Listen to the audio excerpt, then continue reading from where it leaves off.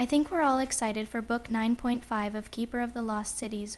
What a lot of you guys are probably psyched for is the fact that book 9.5 will be entirely in Keefe Sencen's point of view, or for short POV.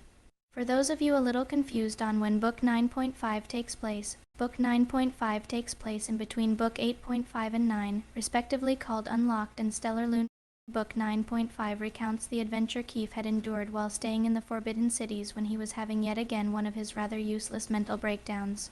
It's really giving those depressed girls in those Gacha Life mini-movies. By the way, this contains spoilers for Stellar Lune, Unlocked, and other leaked information about book 9.5. And I'm not going to lie, I'm really excited for this book too.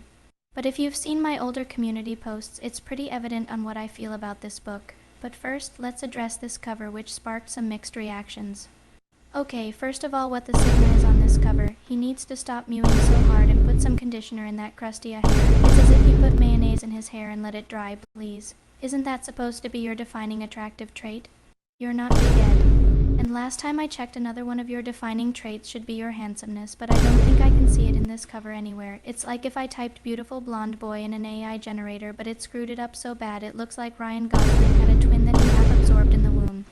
Which is bad considering I can see AI pull this off better than what this is. Okay, I think I'm done. Just kidding. Someone tell Keefe to lay off the uncanny valley-ness and leave that to Jax Tauber before I send his goofy out to the back rooms with no receipt. Okay, now I'm done. I think it's pretty clear I don't like the cover, especially with the appearance of Keefe. But is there any other reason why I'm not so fond of this book?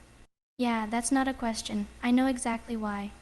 A few of Cadel C fans, or in other words, preppies who don't shower, know that the reason book 9.5 was created in the first place was because Shannon kept writing herself into plot holes. The reason being was that there was some unattainable information that only we could get through one character, Keefe Sencen. Now, nonetheless, I'm very excited for book 9.5, but from a writer's perspective, book 9.5 is a bad idea and ruins the quality of the book series.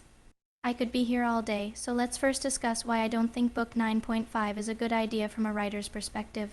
Now, before I say anything, I'd just like to say I am not a professional writer. No, I don't think I'm better than Shannon, and neither do I believe that book 9.5 is the most horrible thing to ever happen on this earth. It's a crime against humanity, and that it's the horrendous piece of literature that has ever been written in the history of planet Earth.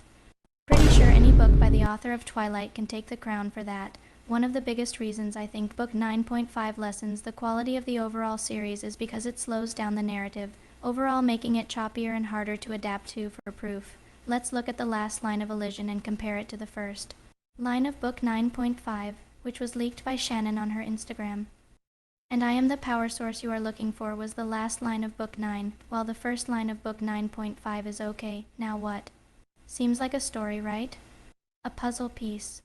You know, I'm not saying that cliffhangers are absolutely horrible and are a bad thing to include in books or anything. But just imagine this, you just discovered a huge part of this whole mystery you've been chasing for approximately 4 years of your life, and then suddenly it jumps to this random blonde boy who's low-key built like a failed child actor wandering around a city. Sounds choppier. Overall, it's basically a huge chunk of spoiler in the middle of a book. Now we know things that the main character doesn't even know, which brings me to my next point. This point will sound very black and white, but hear me out. Book 9.5 is a bad idea because he is getting too important.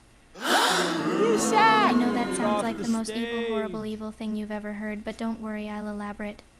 After saying another thing that will make you guys hate me, any character that is not the main character should add to the main character and not become their own protagonist.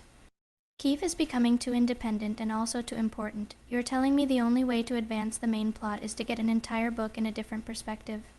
Already slows down the narrative. It's okay to let a character that isn't the main character drive the plot forward, but everything should start and eventually lead to Sophie, which I hope to see. I also hope to see the line between main character and supportive character be finally cleaned up and not blurred together. Do you know what else I want to see?